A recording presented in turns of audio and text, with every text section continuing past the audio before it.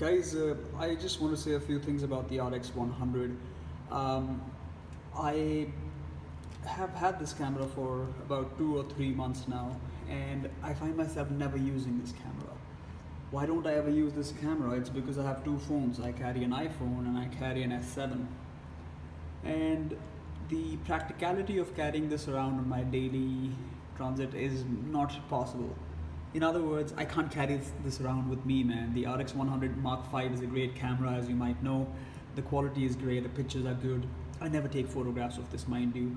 I like to shoot technology related videos, but I feel that this is not adding to my life at all. There are a few reasons I feel this is not adding to my life at all. Number one, I have an iPhone 7 and the camera is fantastic. Number two, I have a Samsung Galaxy S7. For all the features that are fantastic about the iPhone, it lacks certain features, and I feel the Samsung S7 has those features. For example, the Samsung supports much better audio quality than the iPhone. The iPhone has very sharp images, and this video is being shot through an iPhone 7. So I feel that I really don't need this guy.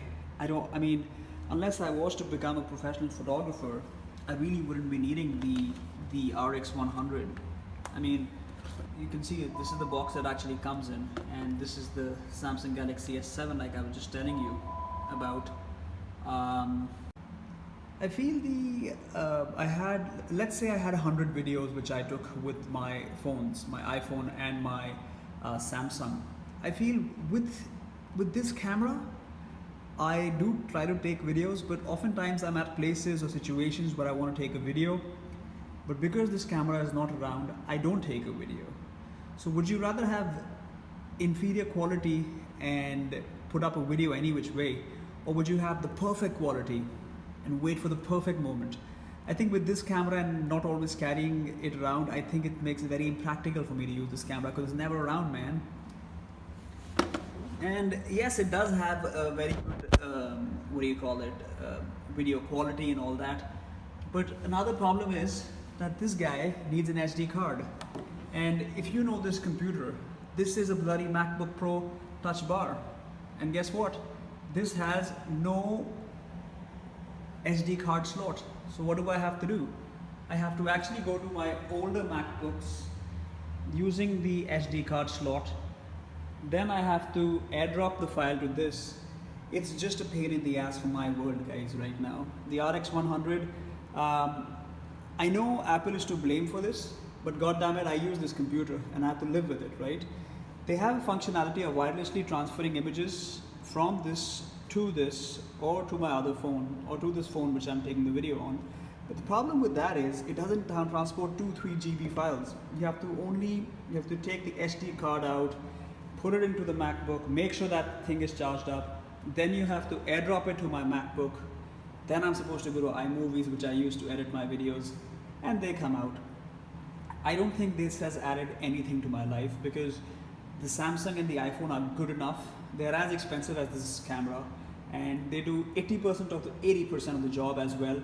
In terms of practicality, I feel it makes much more sense in me carrying this iPhone around because, as you can see, everything looks pretty good. I'm sorry, my room is kind of disgusting right now, and this is a huge swab which should not be there. But you see, everything is in its place, and I mean, I just can't use it with the MacBook Touch Bar. Yes, I can get an external adapter and put it in, but dude, that means I have to carry another adapter along with this guy, and which eventually means I have to go back to that and use that.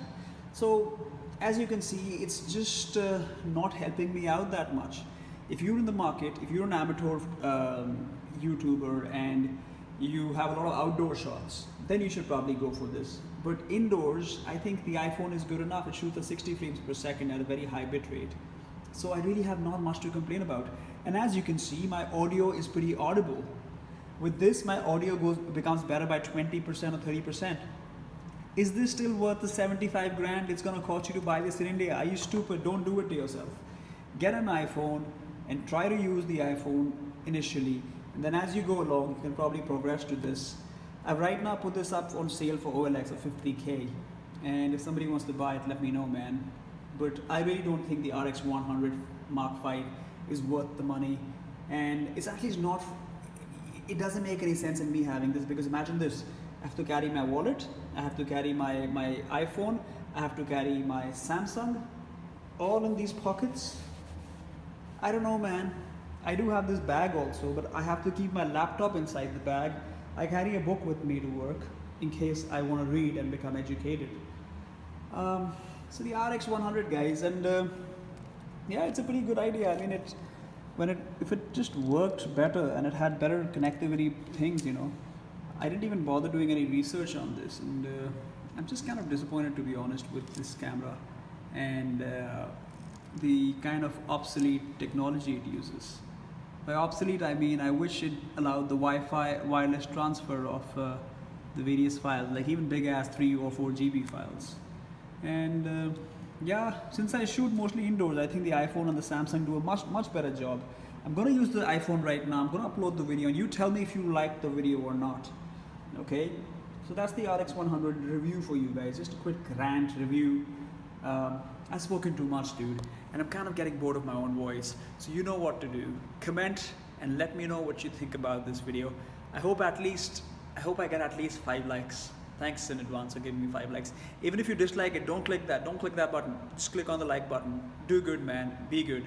Alright, I'm bored of me now. Cheers.